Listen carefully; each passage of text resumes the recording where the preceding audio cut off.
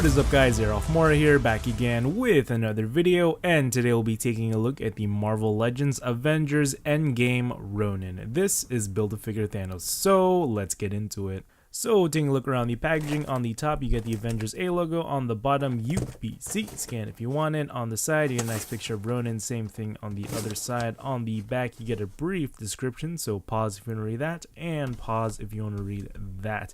And without further ado, let's get into it.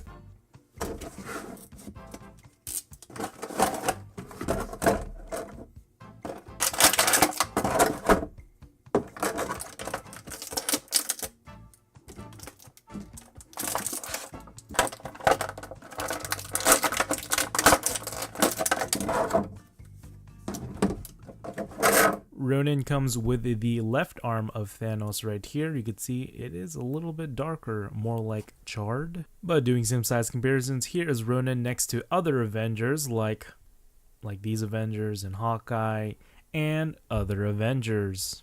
For Ronin's accessories here, he comes with one throwing shuriken hand, really nicely sculpted, nicely painted, cleanly, and I like the texture and details. You can see the shurikens here are painted on the top, but not at the bottom, which is quite unfortunate. But you can see the gold on his palm is painted cleanly. This is what it looks like on the figure. And just showing you the articulation, he has a rotation. It can bend up that far, down that much, and you can see the effect pieces are made out of a soft rubbery plastic like so. Now moving over to his katanas here, you can see one is shorter than the other. The handles are different, but the blades are exactly the same. And just showing you, this is what it looks like on the figure, and just showing you how I would store it, being that one on the top and one on the bottom. Just putting both handles on the top is just too tight, so I guess this is the more practical way of doing it. Now taking a look at Hawkeye's removable parts, I guess you could say. The hood is a removable piece. You could see some nice texturing details. There's an indent there for his head, so you can make it tighter, like a tight fit around it, so it won't fall off the head here, because it is a nice round head. There's no rough edges here, but you can see it moves freely with the hood attached. So thank God they didn't attach this to the top layer of the suit. And you can see just moving the head around here, you can get some pretty cool dynamic poses or dynamic looks with the head here and the hood combination, head and hood combination, I guess you could say.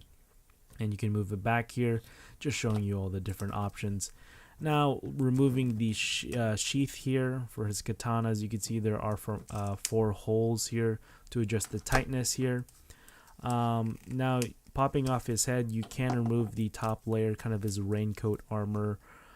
There are tabs here on the side. Once you untab that, you want to move the left arm out like that, and you want to bring the ball joint, ball hinge back like so, and then you just want to slide it up. And once you do that, you get the under layer right here. Now taking a look at the under layer or the base layer, you can see pretty flat plastic. Since it's the under layer, they want to keep it smooth. Just showing you the articulation that you can get, because with the raincoat attached, it has no articulation whatsoever in the torso, but you can get some waist rotation, and you can get a little more range out of the legs here without the raincoat piece. So yeah, that's what that looks like. And if you want, you can attach the sheath here. You can't attach the peg to the 4th hole because it's too tight, but I guess you can since the raincoat piece is off. So that's what that looks like with the whole combination and everything. So taking a closer look at Ronin here, starting off with the head sculpt, pretty good likeness to Jeremy Renner. I can see Jeremy Renner inside this mask right here. You can see some nice stitching details on the hood.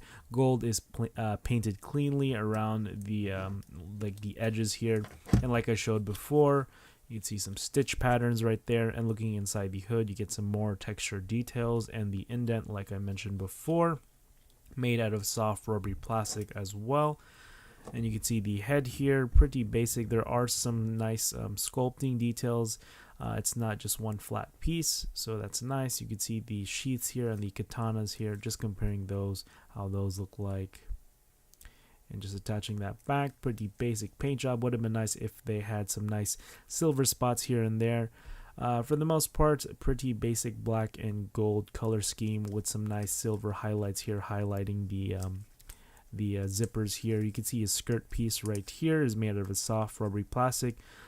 Compared to the back, it's a little bit more stiffer. You can see on my copy they got some golds just right, so they're mostly painted cleanly, and you can see the palm of his hand is painted gold, which looks really cool. See some straps details here. Nice paint job right there on the knee pads right there. Pretty sloppy a little bit on one of the knee pads, but this is Hasbro, so what do you expect? You either get a good copy or a bad copy, and you can see some blades on his calves here, which is cool. Nice sculpting details right there. See nothing much at the feet here. You can see nice little layering of the armor here, which is nice, and he has peg holes at the bottom of his feet. For Ronin's articulation here, starting off with the head, it's on a ball hinge, so it does rotate all the way around. It's hindered by the collar piece right there. It can look up that far, which is okay, down that much, which is great for if you want to do some dynamic or dramatic poses. Tilty shifty head movement like so, little forward and back like that. The arms do rotate all the way around. They're on hinges or ratchets, and they bend outward that far, a little over 90 degrees, just a little bit, and inward that much. He also has a bicep swivel, double jointed elbows right there. Now the wrists here do rotate all the way around. They bend up that far and down that much right there. And with the torso here, like I showed you before, there is a hinge, but it's hindered by the little raincoat there, but you get full range on the waist. Legs can kick forward that far, which is great because the flaps are soft rubber, so they won't be hindered in the way. Back that much. Upper thigh swivel, double jointed knees, really weak and rubbery flabby knees, which is a disappointment with this figure. I'll talk about that later on in the end. His feet bend down that far, up that much. He also has an ankle pivot, and his legs can spread outward that far. And doing the ankle pivot test, he is good to go. So yeah, that is it guys. Hope you guys like it. Be sure to rate, comment, and subscribe. Hit the bell, turn on notifications because there are more videos coming. I should have the Ebony Maw video up tomorrow, 1 p.m. Pacific Standard Time. So yeah, overall, I do like this figure. The sculpting is great. The paint job is okay. It's subpar. It's average. It's Hasbro. You know how the paint job is. Would have been nice if he came with an unmatched head sculpt, but since Hasbro wants to bank hard on this movie, they have to give it in a 2-pack with Black Widow. So that's coming out Sunday, March 31st. So be on the lookout for that, and hopefully I can get my hands on that 2-pack as well. Overall, my only gripes are the how the joints are constructed, very flimsy. So what I mean by that is if you take just a regular Hasbro Marvel Legends figure and just put a hair dryer on the joints, it becomes this semi-hard rubbery flimsy type material. This is what the joints feel like on this figure, so that is unfortunate, and it's just I'm having trouble articulating this figure and moving it around since the joints feel like that. But other than that, he is a great figure, and go pick him up right now on March 31st because these are street dated. So yeah, there's it guys. Hope you guys like it. Arolf Morris. This is signing out. Peace.